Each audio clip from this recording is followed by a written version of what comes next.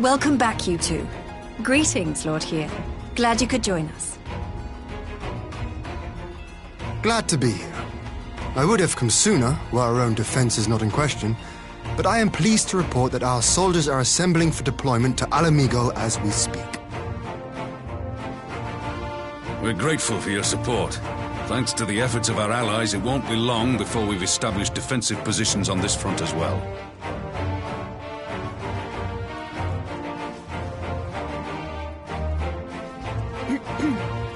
We have some good news too. Alphino has come back to us. As for the bad news...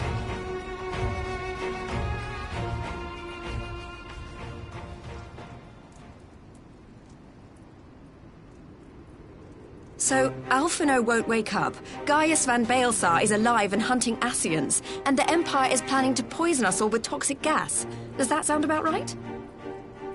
Ordinarily, any one of those things would have left me in shock. But the way things have been lately, It's all starting to seem pretty normal. Getting back to your report, are we sure this Black Rose is the weapon Maxima was talking about? It fits the description. And it seems we have Alphino to thank for sparing us an early demonstration of its effectiveness. I have a feeling this won't be the last time his bravery in the Empire will serve us here in Eorzea. The threat of an unknown weapon has had us all on edge. But now that we know what we're dealing with, we can take steps to defend against it. As for Gaius, I'm not sure what to think. Am I happy he's alive? Not in the slightest. Am I happy he's hunting Ascians? Aye, I'd have to say I am. Oh, speaking of Garleans you didn't expect to see, we have a tale of our own, as it happens. When we sent envoys to the Imperial Army to request talks, they returned with the message that Varys Zos Galvus would be attending.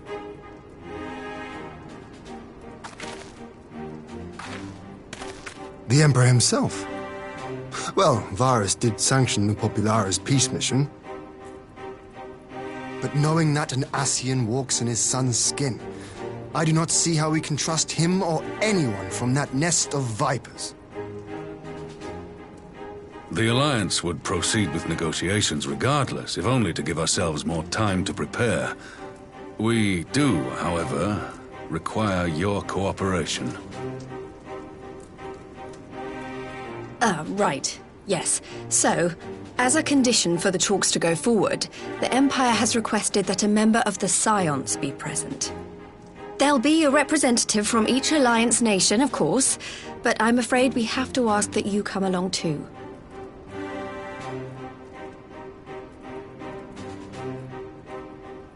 God, Lise, you know how much I hate politics. But then, what choice do I have?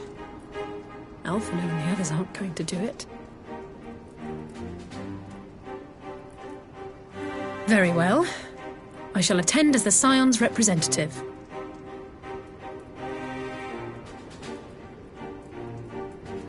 In case you're wondering why I didn't ask you, the Empire also requested the presence of Eorzea's champion.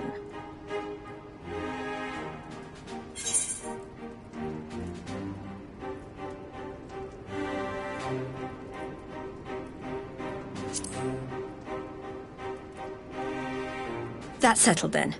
We don't know what Varys means to bring to the table, or why he wants you there, but having you close at hand will make all the difference. The meeting will take place on the border. Anticipating an early assault, we mean to position the bulk of our forces nearby. The Alliance leaders should already be on their way. Once you're ready, we can head out and join them.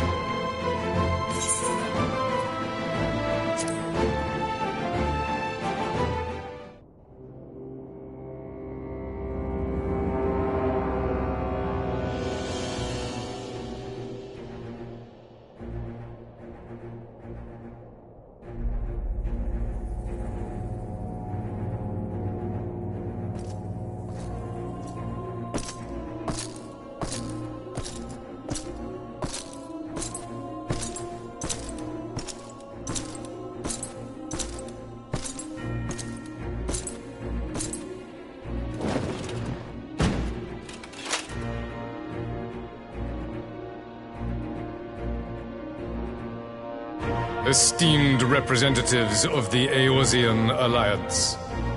On behalf of the Gallian Empire, I thank you for inviting me here today. As this parley was convened at your request, I invite you to speak first. Very well, Your Radiance. I, Nanimo Ulnamo, 17th in the line of Ul, should be pleased to oblige you. As recent events in Alamigo and Doma have made plain, the subjugation and exploitation of neighboring nations is not a sustainable policy. Should this day end in war, you may very well defeat us, but you will never extinguish the people's desire for freedom. Though it may not be in our lifetime, there will be another revolution, another war, and the cycle will continue. Doma has entered into a concord with the nations of Eorzea, a partnership wherein we recognize one another as equals. Garlemald could be afforded similar treatment. You need only set aside your ambitions and join us in paving a path towards peace.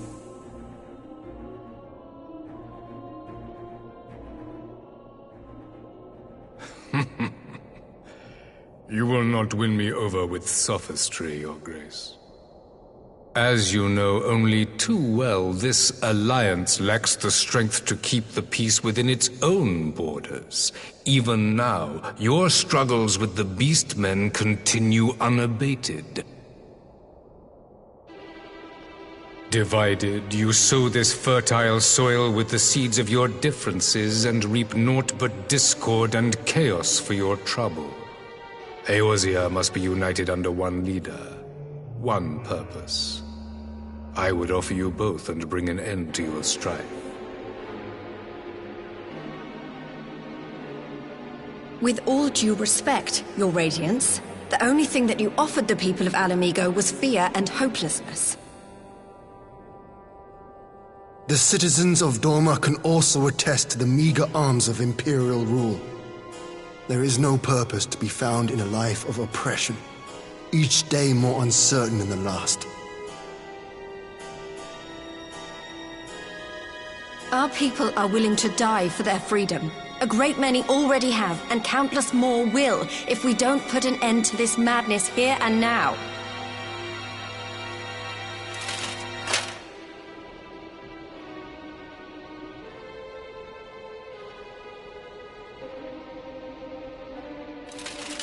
We brought order and stability to your lives. This madness and bloodshed is of your own making. You broke the peace, not Garlemald. Peace. Order. You kill our peoples, despoil our lands, take everything that is ours. And what? You expect us to lick the boot that grinds our faces into the dirt?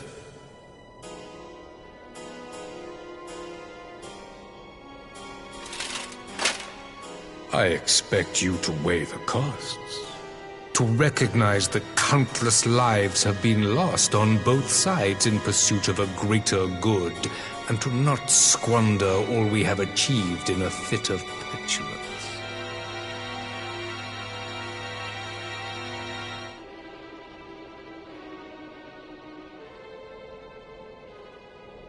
Your Radiance, I fear I can personally attest to the dangers of pursuing one's vision with such righteous fervor.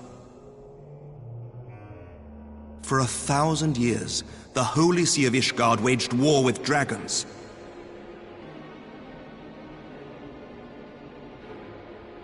A 1,000 years of sacrifice, of sorrow and hate, in which we bathed in the blood of friend and foe alike. Had it gone on any longer, we may well have drowned.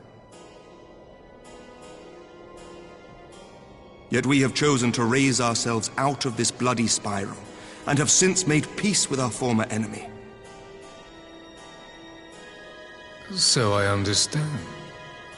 No doubt the dragons were more receptive to your overtures in the wake of their leader's demise.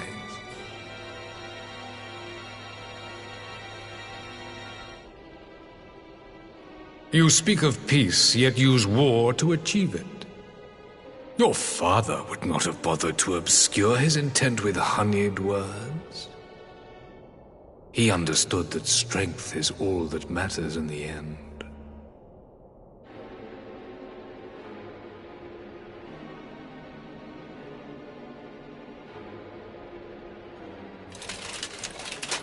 Without his clarity of vision, I can but wonder what will become of Ishgard and her people.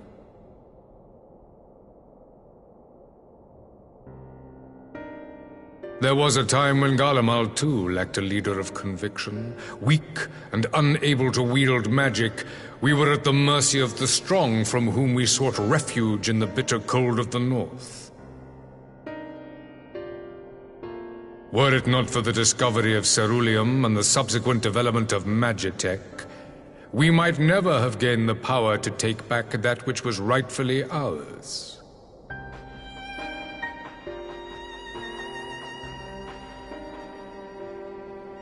You speak as if your people were the first to have been driven from their homes. Limsa Lominsa was built by wayward souls in search of a place to call their own. On the shores of Vilbrand we found it, and from those humble beginnings did we grow and flourish. And all without robbing our neighbors of their liberty.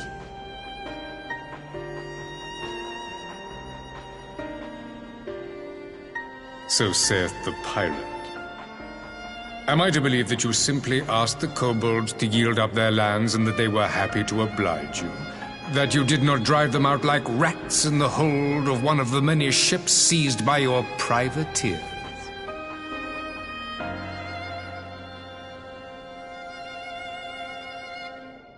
I will concede that after centuries of exile, reclamation may be mistaken for invasion.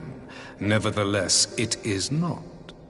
And those who till stolen soil have no right to object when cast out in turn.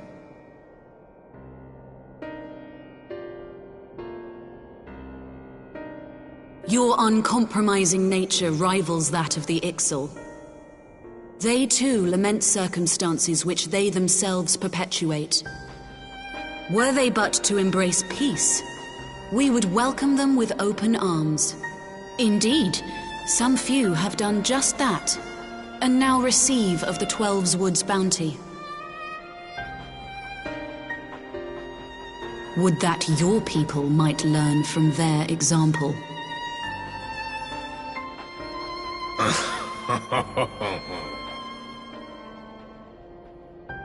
You dare compare us to the Birdmen?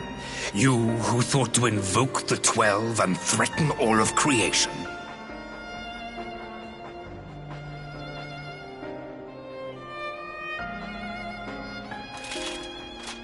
I came here in the hope of finding some speck of common ground, but I see now these discussions will accomplish nothing.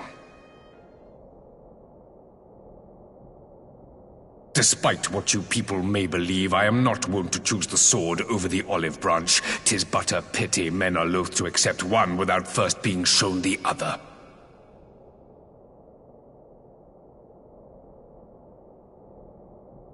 Wait! I beg you. This meeting was supposed to be a chance to find a way forward together, not to bemoan the missteps which brought us here. Please. If you truly consider violence a last resort, there must be a way we can come to an agreement.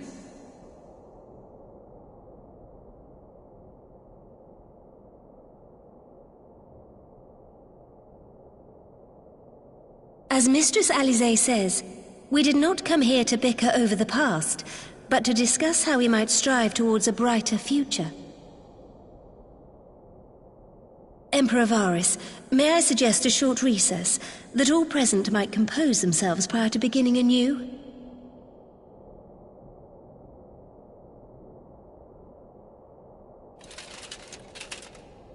Very well. I pray this intermission will suffice to move these talks in a more constructive direction.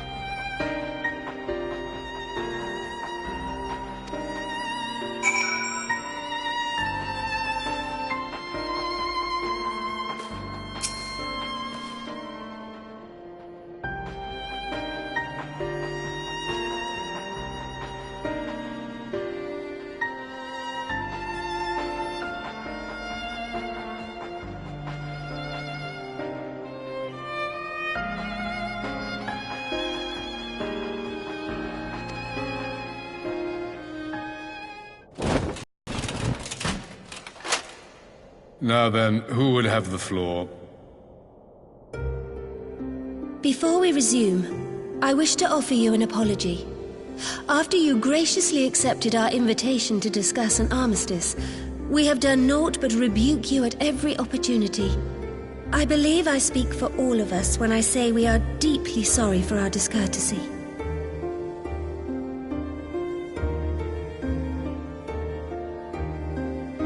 I'll admit your familiarity with our affairs surprised me, and served to remind me how little I know of yours. I think all here can understand the desire to reclaim one's homeland. But why expand further? That is my question. If I may, the answer can be found in the Imperial doctrine they took great pains to impart to my people. Recognizing the threat icons pose to the world, Solus Zos Galvus decreed that they were to be eradicated. To this end, he began a campaign to unite all lands under the Garlean banner. Or so we were taught. Yet the Emperor only reached the burn, the Baron said to have been laid waste by icons, after conquering all the lands that lay between. What is more, I am quite certain the practice of summoning was not nearly so widespread in the days before the Empire's founding. When you put it like that, it all starts to sound like an excuse, doesn't it? But to distract from what? Why are you really waging this war?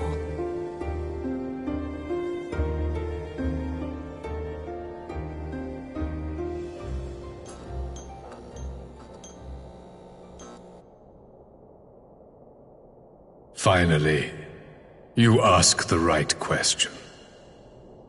I can but hope you heed mine answer and at last accept the righteousness of our cause. My goal is this: to return the world to the way it once was, the way it was always meant to be. In doing so, mankind will be made whole once more.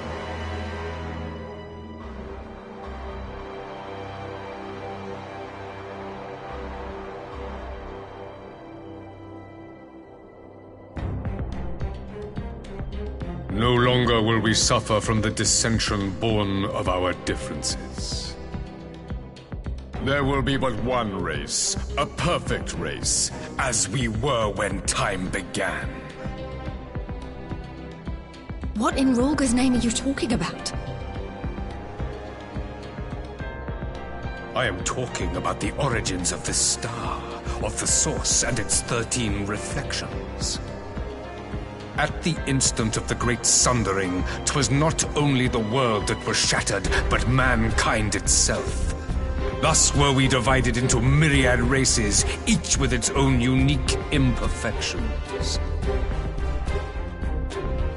That is why man looks upon his neighbor and feels fear and hatred, why he wages war, why he kills his brother. You all in your own way have proven as much today. The peace you seek is but a fleeting solution to a fundamental problem.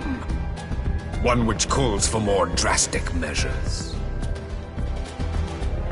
To bring about everlasting peace, our worlds must be rejoined.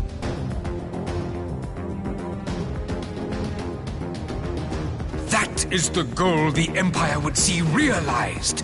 The glorious future unto which we shall one day shepherd mankind.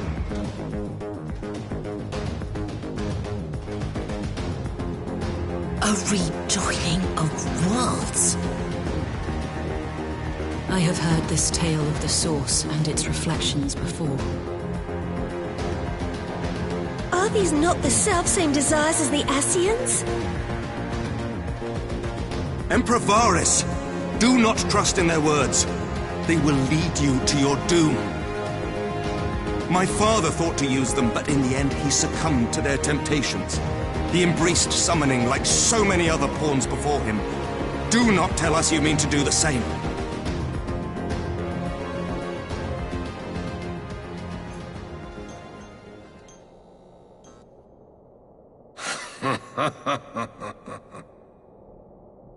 To be a pawn, free from the burden of choice, would be a blessing.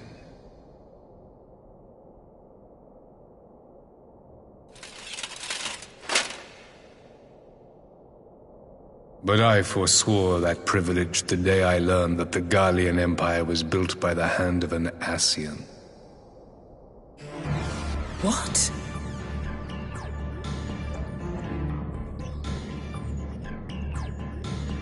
Yes. My grandsire, the former emperor, is of their number. And who better to build an empire capable of bringing about the calamitous change we desire? Would you condemn me for this alliance? For bowing to the will of these shadowy masters, when the prize is true and lasting peace?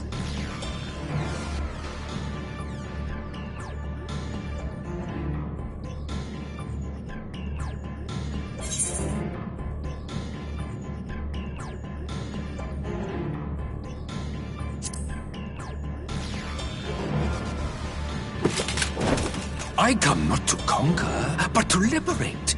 To free man from the prison of divergence. Imagine a world united.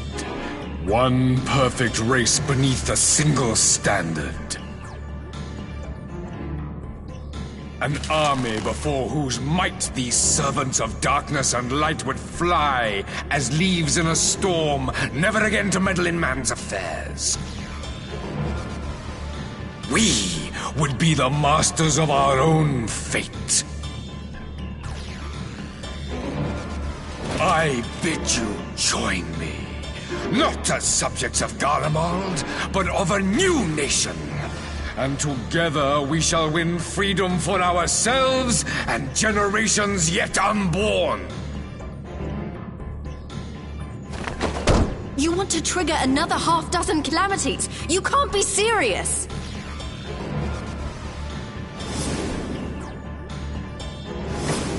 Have you forgotten how many died? There will be no one left! Do you truly imagine we would aid you in your bloodletting? It is unthinkable! Unconscionable!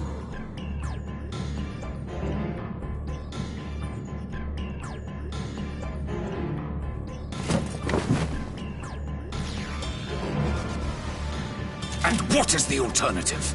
To be as cattle waiting for slaughter? I would have us work together that we might take fate into our own hands.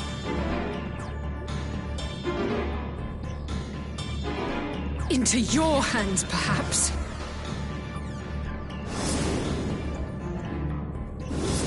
But what of the other worlds, your radiance? With every calamity, you obliterate a star and every soul that dwells on it. To the Ascians, we are all but tiny, momentary specks within an indifferent universe. We cannot hope to oppose them until we have been made whole once more.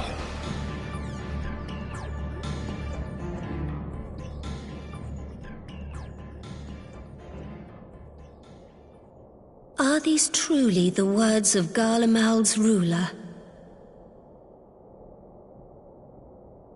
The flaws and foibles which you so abhor are what make us who we are.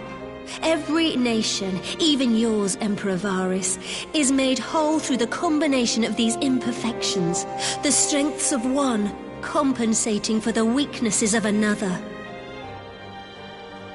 While it is true that man succumbs all too often to anger and avarice, he may yet overcome his baser instincts through the forming of bonds with others, fostering community and cooperation.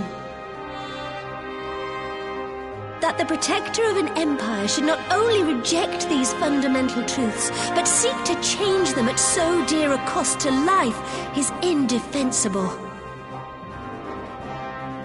Such a man is not fit to govern.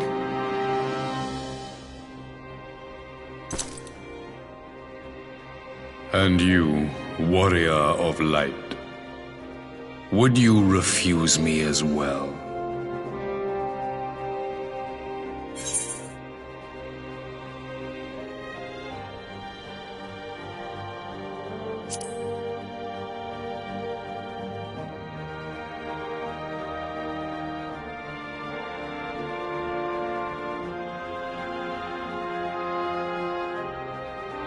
It would seem the Alliance is of one mind on this matter.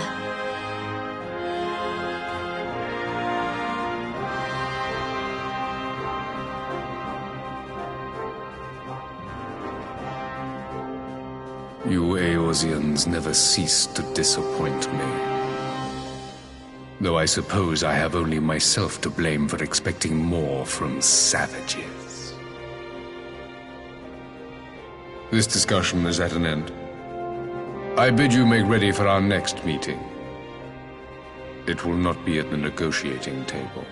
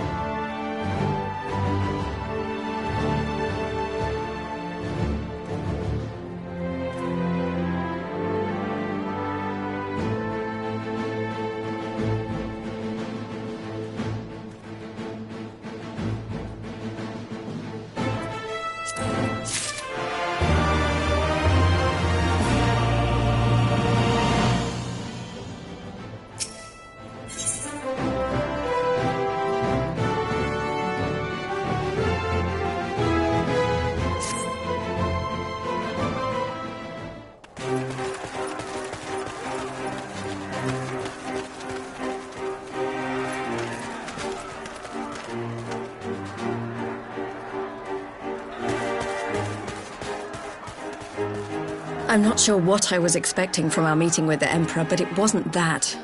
Still, at least we know now what he's really after. Aye, a future built on a mountain of bodies. I too want the Ascians dead, but not at any cost. The last of the reinforcements from Dorma arrived not long ago. I pray it will be enough. Given the Emperor's stated goal, this is a battle we can ill afford to lose.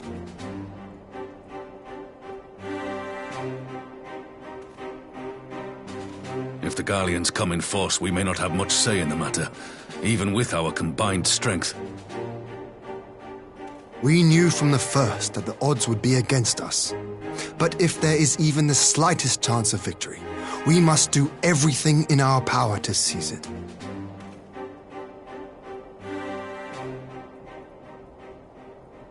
We must seize it, full stop.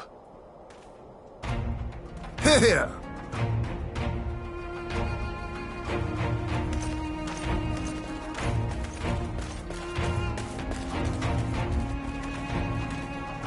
The two of you are to join an irregular unit and support the main host. I won't bother asking if you're minded to fight. After coming this far, how could I not? And for once, there's no one around to countermand me. Not that they would. Not even my brother. But we all know who really make the difference. Ready to frighten some Garleans?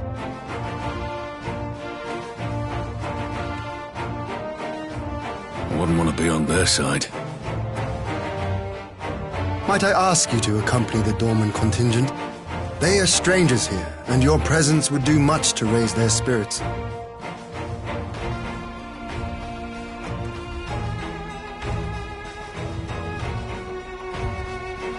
We would be honored. When our people stride out with you in their midst, I dare say the Eorzeans will feel an ilm taller themselves. High spirits have a way of spreading. What I wouldn't give to join you. But my duties as field commander will not allow it. I'll leave the front lines in your capable hands.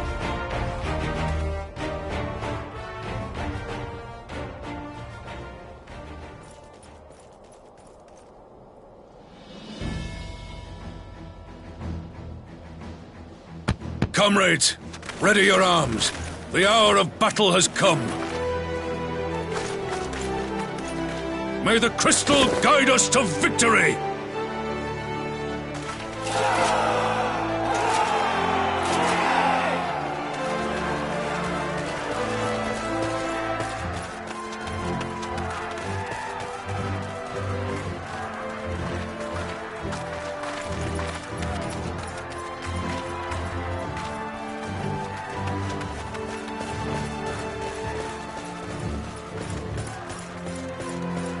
Since the others couldn't be here, we'll have to fight twice as hard.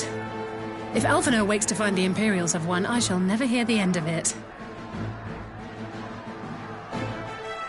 It's strange. I thought I would be terrified when the fighting started. I should be terrified. But with you at our side, I can't help feeling everything is going to be all right. So please, don't you dare leave me alone.